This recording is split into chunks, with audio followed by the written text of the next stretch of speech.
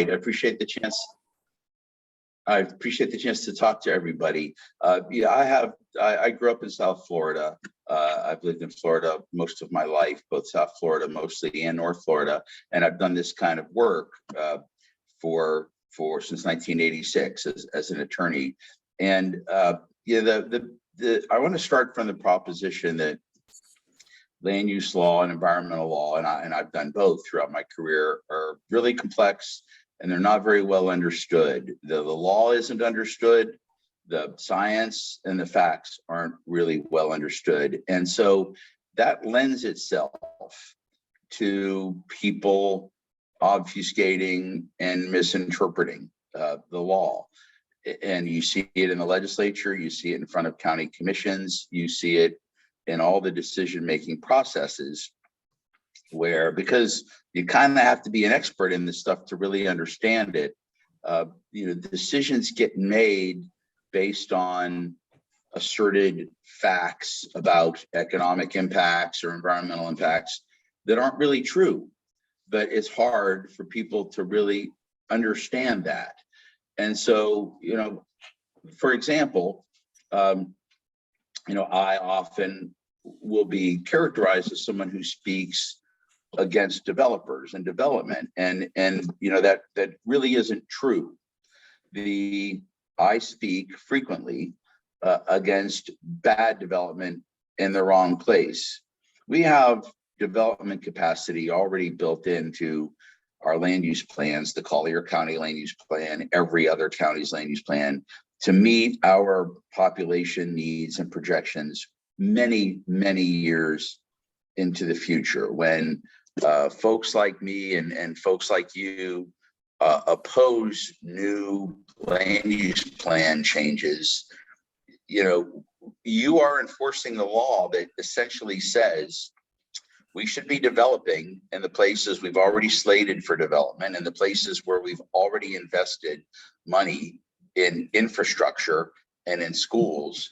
We should not be opening up new scarce natural resources, panther habitat, farmland, whatever it may be, unless and until we absolutely need those areas to meet our population and growth needs. But what happens is we tend to say yes to new development in those areas because, frankly, of the political process and the funds that often flow from people in the new construction business or people who own big pieces of land to those who make, the decisions. And the other dynamic to me that's overarching when it comes to land use and development decisions is that, you tend to have a lot of your political leaders. This is changing, but not fast enough. You tend to have a lot of your judges who are, my age or older, where, we grew up in an era where we thought all development was good for the economy. We had no idea, it wasn't taught to us. We didn't have a great body of science that told us how much natural resources improve our economy by fresh air, clean water, recreational dollars, etc. We didn't know back in the day that we tend to subsidize most development as individual taxpayers. Impact fees don't charge 100% of the actual impact fee. And so the existing taxpayers are paying for that. So there's this very clear body now of economic and natural science that shows us the adverse human health and adverse economic costs of development in the wrong place, of pollution. But yet most Tuesday nights in front of a county commission, yet every day in legislative session, policies are made, individual development approvals are granted based on outdated, decades-old understandings that development is good categorically for the economy, and environmental protection is a luxury we can't afford. You know, and I think that most of the general public thinks that too. You know, I can only speak for myself. You know, close friends of mine that aren't land use and environmental lawyers, who are smart, thoughtful, intelligent, educated people, most of them think that too. Most of them think that building new roads is a really good thing because it'll save me 5 minutes of my commute. Building new development is going to add to the tax base, and that's a net gain for me economically. They don't think about the costs on the other end when you approve a new development, the police, the fire, the drainage, the schools, the maintaining of the roads, the cleaning up after a disaster. They don't think of the other side of that ledger. Most environmental and land use reporters for your media don't know that stuff very well too. And so that whole, you know, I firmly believe that if the public and the media really understood the true both sides of the ledger, costs and benefits of development, the political dynamic would be completely different. People would be clamoring for stronger land use planning, for stricter growth management. This third bullet here is the part of the law that people don't understand very well. And we'll talk in a few minutes about private property rights, but the law, both our state land planning law and state and constitutional private property rights, give government far greater authority to manage land use and to say no to bad projects and to say no to changes to their land use plan than most people would have you believe. This is an area that I've spent a lot of time lecturing and writing articles about. Number one, we have complete discretion as a local government to say no to land use plan changes. You wrote a law called a land use plan, and when a landowner or developer asks you to change the law on their behalf to allow them to do more than they already can do, there's no right to that. There's no right to that change. And I frequently, almost, I would say always, hear, well, we have to give them what they want because they have private property rights. But that's never been what private property rights meant. Private property rights, both under our Harris Act and under the Constitution, mean government can't come in and change the rules on you so drastically that it wipes you out. And government can't come in and change the rules on you in a way that's just really arbitrary and has no basis in planning or science. That's what private property rights are. Private property rights do not guarantee a landowner the current allowances of zoning plans. You can reduce what's allowed on a piece of land. That never happens, or almost never happens, because of the political dynamic. But government is allowed to respond to changed circumstances. Government is allowed to respond to new science and new studies and reduce what a landowner can do or ratchet up the standards that a developer has to meet. Most county commissioners or city councilmen, certainly most land use lawyers, would not acknowledge that, do not want to talk about that, but it's absolutely the law. That's not Richard Grosso's opinion, and I've written extensively on that. So people don't know that. People don't know that law, and you often will hear the invocation of private property rights is the reason we have to say yes, and it's not private property rights that's the reason they have to say yes. It's just used as a slogan, as a rhetoric. All of these misunderstandings are show and play out in decisions of the Collier County Commission and in Tallahassee as well. You know, you're seeing, I don't need to tell you all about what's going on in your county, just a massive amount of development under this very complex state law and this very complex set of rural planning mechanisms in the Collier County Comprehensive Plan. These projects are large, They're in very bad places relative to panther habitat. And one of the, I think, more distressing and interesting things about them, and the colors there, or you can see up the left-hand corner, the names of those projects: Rivercrest, Longwater, Belmar, Ave Maria, and Hyde Park.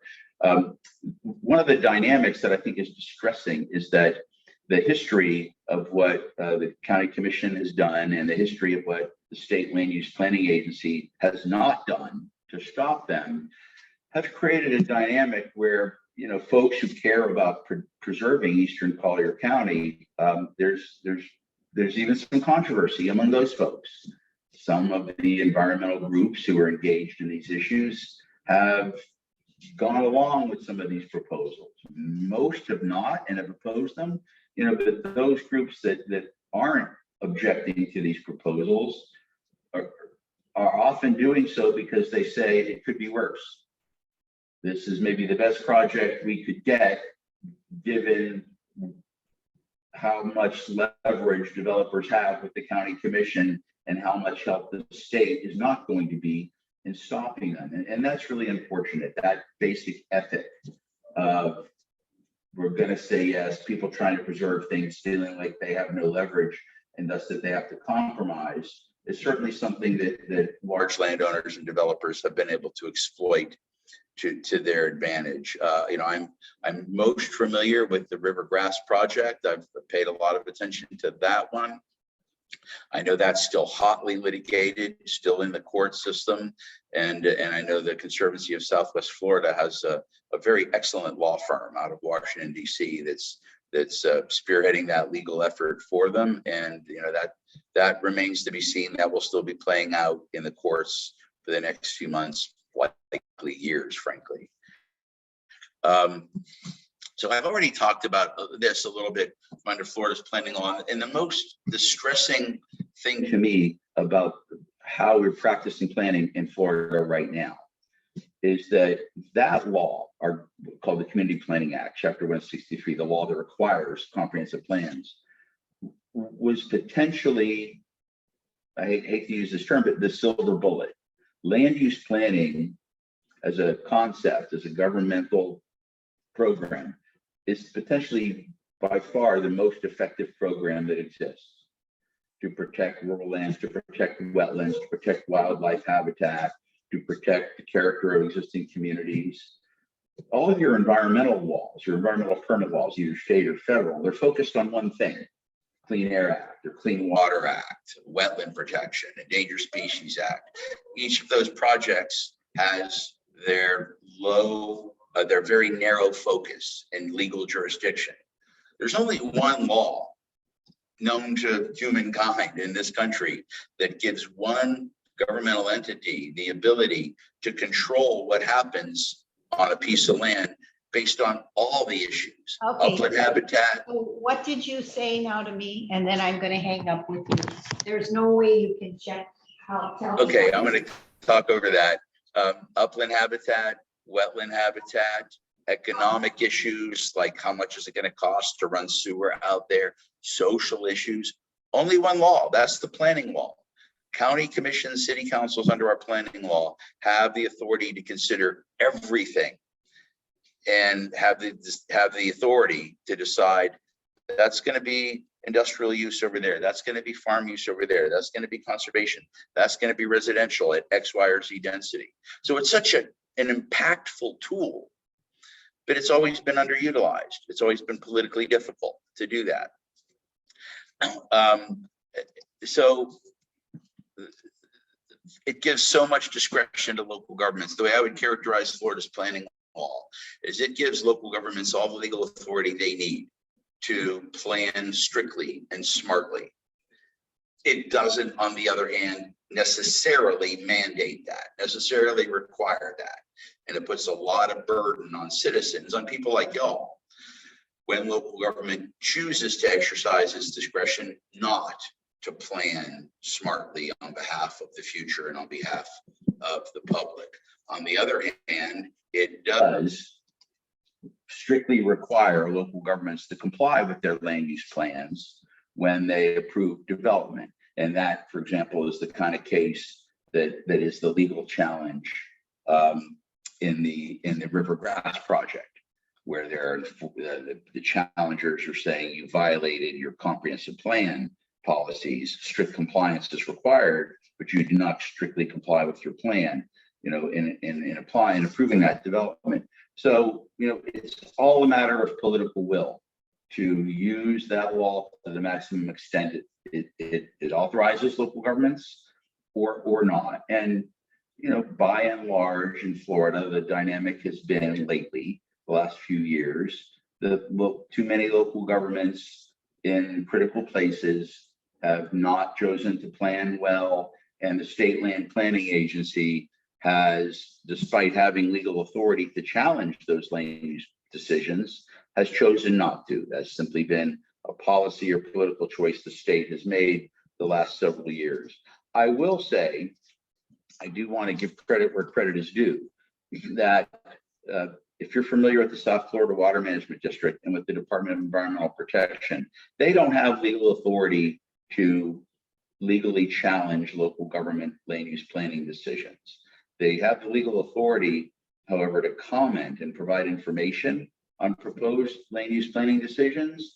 And those two agencies, it's been my experience the last several years, have done a really good job of providing very good written comments on the adverse impacts of proposed land use plan amendments. And the relevance of that, the people who are maybe opposing those projects, is that those letters carry a lot of weight. You can use those as strong evidence in your arguments against land use planning decisions. Another couple of key points I think about land use planning that I think matter a lot here are, this third bullet here. So frequently the debate is cast as, well, we need more affordable housing wherever you are in the state. There's not a place in this state, there's not a county in this state, there's not a place in this country right now where there isn't a documented lack of affordable housing, or where housing isn't getting really expensive for people. And so that's always used as the reason we need to approve X, Y, or Z new development. But there are so many different ways to approve development. We already, as I said when I first started talking, have more than enough capacity to meet growth needs in the right place in Florida. And it's hard to understand the validity of arguments to say we have to open up new areas for development for affordable housing when the legislature, ever since we instituted the Bill Sadowski Affordable Housing Trust Fund in Florida, has raided it every single year to divert the money to other things. We preclude local governments from regulating vacation rentals and party houses when those have taken otherwise potentially affordable homes off the market because they essentially turn them into hotel and motel rooms. So we do all these other things that make housing less affordable, and then we turn around and say, well, to make up for that, we now need to build a bunch of new units out in panther habitat or other environmentally sensitive areas. And of course, then there's the other side of that coin, is you put development in the wrong place, the transportation costs, the stuck in traffic costs, the adverse human health costs of all that air pollution and water quality degradation. And then of course, the quality of life. I moved to Florida because of the natural resources, because of how beautiful it is. But then I buy my house and now we're tearing down the forest and the woodlands and the natural areas that I moved next to because they were so beautiful. So it's just this bad cycle of, we tend to only care about you experiencing the dream of living in Florida until you've bought that house, so you've moved down here. Now we're going to continue to pave it over so that that great living in Florida experience is not exactly what you bought into. And so it can become kind of a lie. It can become kind of a Ponzi scheme if you want to look at it that way. And I think that the last thing I want to say here is that all this says that the power, the leverage, is in the hands of local governments, cities and counties. It makes an enormous difference whether you've got a majority of voting members that care about this and will vote based on it. It makes a big difference whether you've got a planning staff that will play it straight up and write responses to development proposals and recommendations that are strong and that have integrity and aren't just bending to where they see the political winds blowing. Having good local planners with talent, experience, and integrity makes a huge difference. The planning staff recommendations tend to be what's going to happen in most cases. Okay. I was asked to talk a little bit about preemption. I mean, the concept of preemption is interesting. The first point to be made about preemption is under Florida's Constitution, frankly, accurately, unfortunately, the legislature does have almost complete authority to preempt local governments. Under our Constitution, local governments, cities and counties, are typically viewed as arms of the state. Their existence depends on the state legislature. Their powers depend on the state legislature. So the legislature has the authority typically to preempt local regulatory authority. The question is, should they? Should they do that? That's really the question. And what we've seen in the last 20 years is industries that don't like strict regulation that's happening to them in one or more local governments. They've gone to the legislature and said, we want you to preempt that. We want you to write a weak, one size fits all standard that regulates my industry and preempt any local governments from doing anything stronger. So this has happened, not because of some political philosophy, really, because if we're talking about political philosophy and the conservative political philosophy that has dominated Florida politics the last few years, well, that would tend to a thought process of government that's closer to the people should have most of the power, cities and counties. But instead, it's been an issue of industries that lobby the legislature want weaker rules, and that's why we've seen preemption. So I've identified here a lot of the things that the legislature has preempted local governments from doing over the last few years. And the one that has been characterized as the mother of all preemptive bills was just passed by the legislature. It's on the governor's desk now.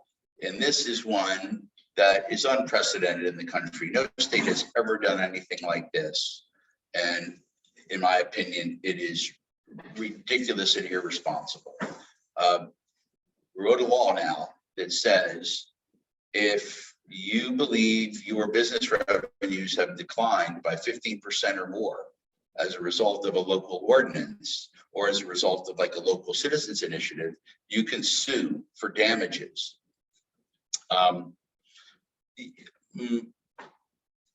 My guess is that the threat of lawsuits is going to be a much bigger impact than actual lawsuits.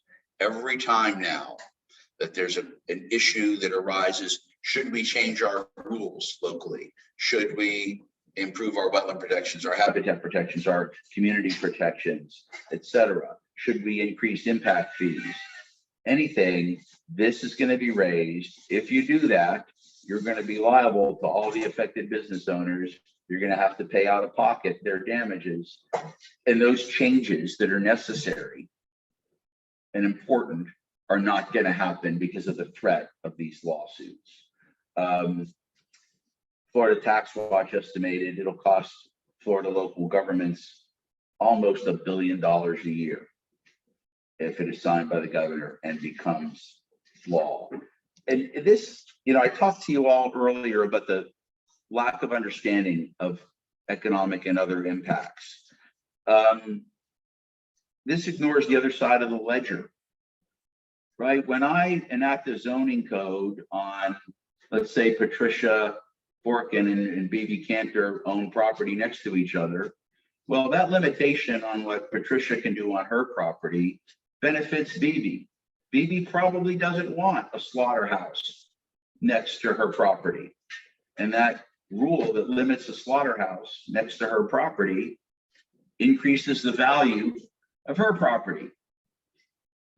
But now, Patricia could say, well, you're cutting down my profits. You're not allowing me to do all the stuff I would have wanted to build on my property. So while zoning and environmental regulations tend to protect property values and profits because of the attractiveness of your property as whatever it might be for whatever commercial or other endeavor you're putting it, while it protects as a whole, some individual landowners might, you know, because it benefits all of us, it might cut into my profit margin a little bit.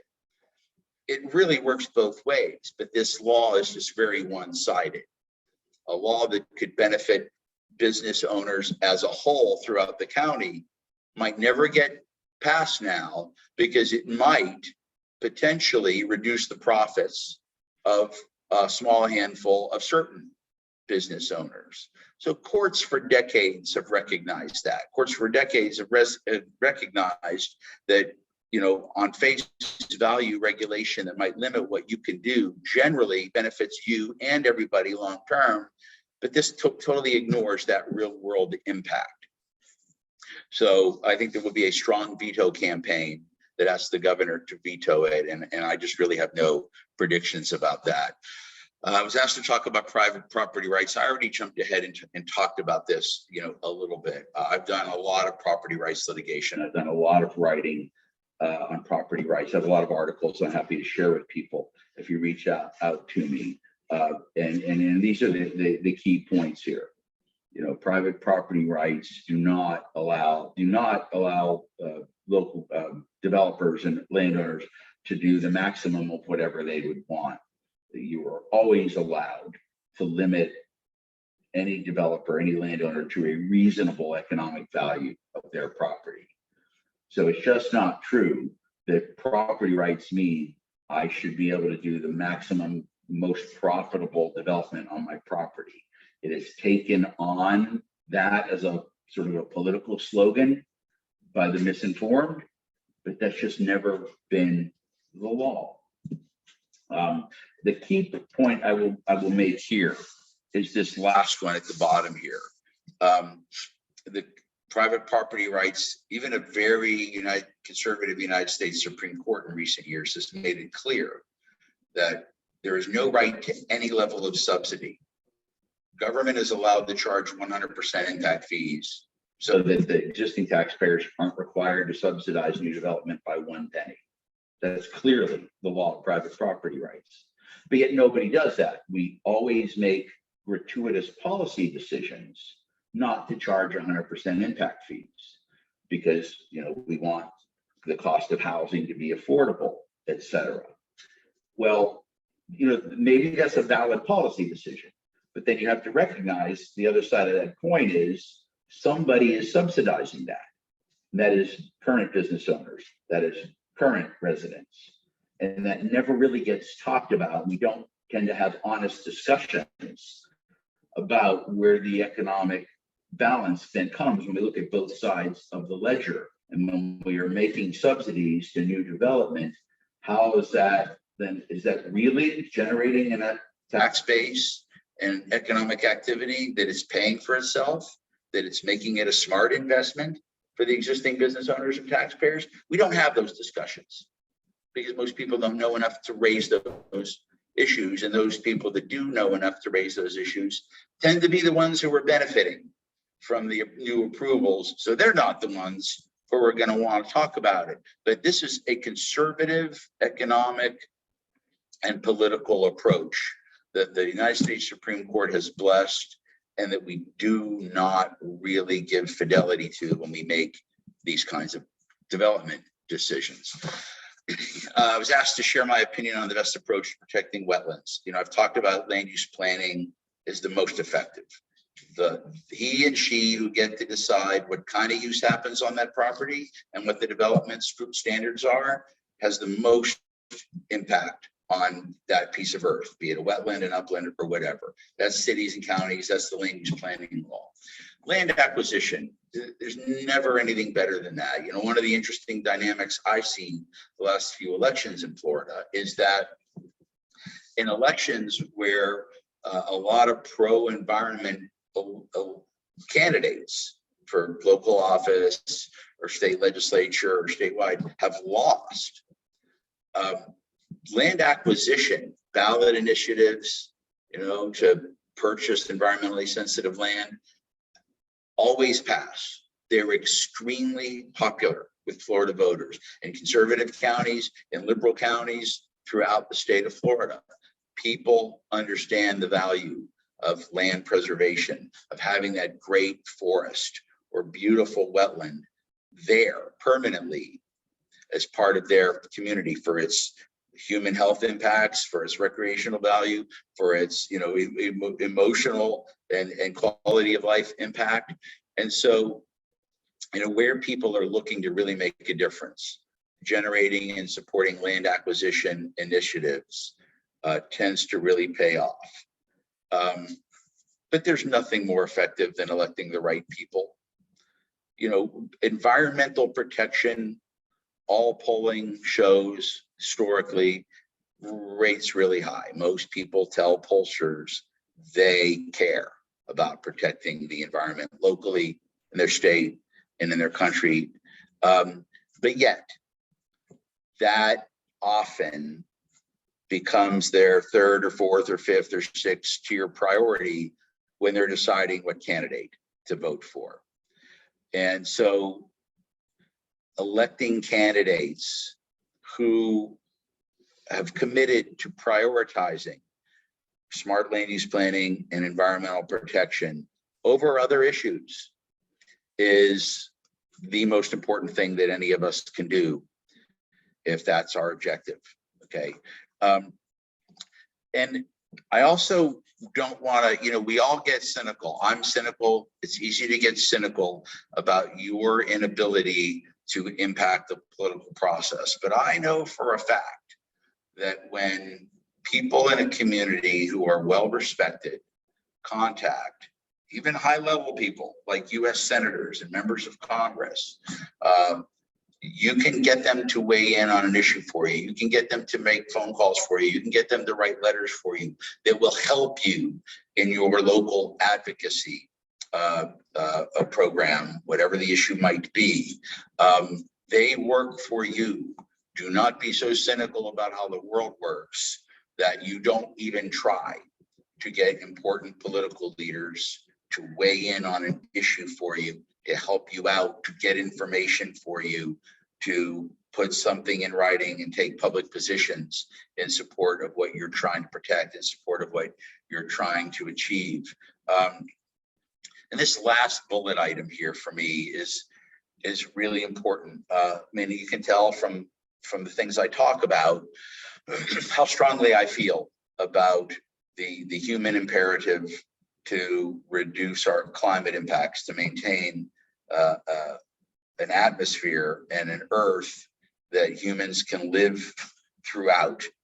The importance of protecting the natural resources that we depend on for our health and our quality of life. The importance of protecting a way of life in a community that protects my home value, the character, the safety of my neighborhood. I care about this stuff a lot. And I take pretty strong substantive positions on them, as many people in this business do.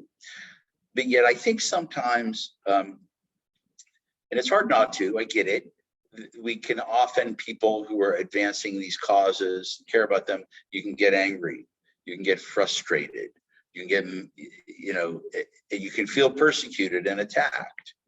And those are all true, and those are all valid responses, but I've rarely seen an advocacy approach that reflects that be successful. And where I think conservation and community protection advocacy is successful is when you carry yourself as a leader, not a persecuted victim, but as a leader, and where you calmly but firmly express these facts, the kinds of things I'm talking about today. Here's the real economic facts about this development. Here's the real scientific facts about this.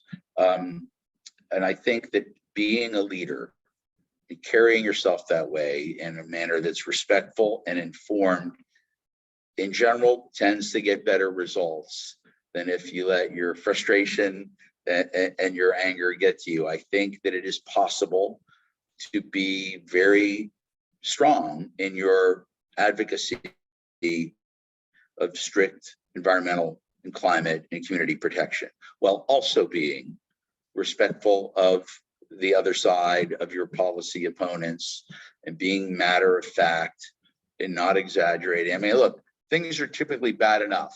We don't need to exaggerate them in most cases, and just being calm and assertive about what's really going on here tends to get a better impact and response from people. Like when you're trying to get other members of the public to jump onto your team and support you, then the anger and the frustration, although it's quite understandable. The thing I was asked to talk about, the things I see as the future and the things that are areas of concern moving forward. Look, I moved to Pittsburgh. I moved from Pittsburgh to Miami when I was 7 years old. I've been here now 53 years. I love my state of Florida. I'm concerned that too many people that are moving here, they don't know Florida. They moved here for low taxes and for sunshine, and they don't have a deep-seated, knowledge and love of our state. And I am concerned that that is reflected then in the kind of people they put into local office and state legislative office and statewide offices. That's a concern of mine. And I think that our last 20 or so years of policy decisions by a lot of local governments, and certainly by the legislature and the cabinet, have reflected that. We have constantly eroded the 1985 land use planning law. We have constantly eroded our environmental laws. That's a problem going forward. We are at kind of a big inflection point in Florida right now. We need to be strengthening those programs, not weakening. On the matter of substance, as opposed to policy, the sea level rise issue is obviously high on everybody's priority list right now. And I think that one of the big concerns and future issues, and I say future, but it's already begun to happen, is that developers are seeking higher ground to build on, to move away from the coasts, both coasts. And that is going to put a lot of pressure on your higher ground, your uplands, your eastern Collier County areas, where you don't have, because they're not coastal, you don't have coastal construction control line permitting programs, you don't have as many wetland issues necessarily. And so there's less federal and state permitting regulations to get in the way of those developments. And what you're mostly left with is city and county land use planning decisions. And so that move away from the coasts that we've already overdeveloped, in my opinion, to the interior lands, the real rural lands, the heartland of Florida, that's a concern. That's a big push right now. The next area of concern is on the climate. We're starting to do some positive things at the Florida legislative level in terms of adapting, funding, elevating roads, funding, elevating infrastructure. We're coming around to that. We're no longer denying that sea level rise is happening. On the other hand, we're not doing things to stem our impact on global warming. We're not doing things to reduce our greenhouse gas emissions. That continues to be seen by statewide elected officials as, I forget what the phrase was, leftist stuff.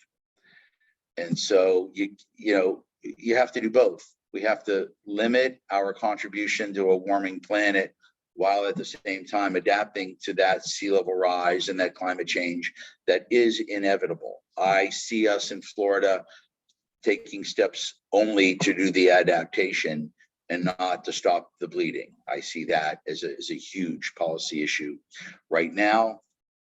And on that same point, I see us diverting a lot of money to seawalls, shoreline hardening, other engineering and structural things to keep people dry. And my concern is that we're going to start doing things like seawalling off near shore areas, really, really devastating the ecology of our estuaries because we're going to put seawalls there. I see diverting land acquisition and conservation funds to engineering solutions to keep development dry. But yet, I also see us not prioritizing protecting our existing investments. I see us, unfortunately, also continuing to encourage more people to move to vulnerable places. And so we're allowing the problem to get worse while we're still trying to play catch up to protect our existing investments in Florida. I think a smart business person protects her existing investments first before, acquiring and taking on new liabilities. And that's what you're doing when you're approving development in low-lying, flood-prone, vulnerable areas. The last point I was asked to talk about was, things I've had success in, things I haven't. The one success that I think taught me a lot of lessons was the Scripps project in Palm Beach County many years ago. The idea that was good of having a Scripps biomedical facility located to Florida, pretty cutting edge, good, clean, generally economic development. But some folks in Palm Beach County saw it as a big opportunity to open up 2,000 acres of protected land to development. And it became incredibly controversial and litigious. And it was the subject of 58,000 job grandiose claims. And because of litigation that we were involved in, we stopped that project at the wrong location on the western edge of Palm Beach County, next to the Everglades, and it had to get relocated to downtown Jupiter, the very appropriate location where the project has done very well, not nearly as well as its initial claims were. And you've learned over the years, I've learned over the years, that the initial economic claims of big projects never come to fruition. They are always exaggerated. That was the case here. And a good idea was sort of hijacked by people who saw a way to speculate based on it, and it got a lot of momentum and it became very controversial. It took many years and a lot of money and a lot of litigation. And then only after that did the final decision get made that was a good decision. And we put the project in the place that people that I was working with were saying from the beginning that's where it should have gone. And the other thing that project tells you was, that was a done deal in the eyes of most people. And but there were people willing to stand up to it, and they undid that deal, and it wound up really good. And then, one of my more negative experiences has been on the other side of the coast, Martin County. Martin County for years had an award-winning land use plan. And Martin County, I think a lot like Collier County, is a place where you've got, I think most people would call it more of a Republican county, more of a conservative ethic there. But the people who were running Martin County understood that conservative ethic of, this is an attractive place. People fleeing Miami and Broward and Palm Beach are coming here because we've kept it nice. And they had a great comprehensive plan. But then ultimately, the development pressures really resulted in consistent weakening of that land use plan. And the relationship between the advocates for smart growth and local elected officials and building industry people got really toxic. And a lot of the good planning done over the decades in that county has been undone as we speak. And that takes me back to tie it back into a point I made a while ago. It's really important to not let things get toxic. It's really important for people who care about smart growth and environmental protection to enlist business leaders on your side, to act and talk like a leader and see yourself as part of the leadership of a community, not see yourself as sort of an outsider. And I think that that kind of a professional approach ultimately can be more effective. It can help you get gains of protection that will last and not result in backlashes and acrimony. And I think that's what we all want to have as we move forward. Is we want to make the smart protections for our communities and for our environment that will last and can be improved upon and maintained for years to come, and that we're not in a constant slog of, one step forward, 2 steps back. We can't afford that anymore. We've got to be making consistent, constant progress towards sustainability of our communities and our natural resources in the state. And those are my thoughts on these topics. And I'm really honored you guys asked me to address you this morning. Appreciate the opportunity to share my thoughts, and I'm happy to talk more and answer any questions. Yes, well, thank you.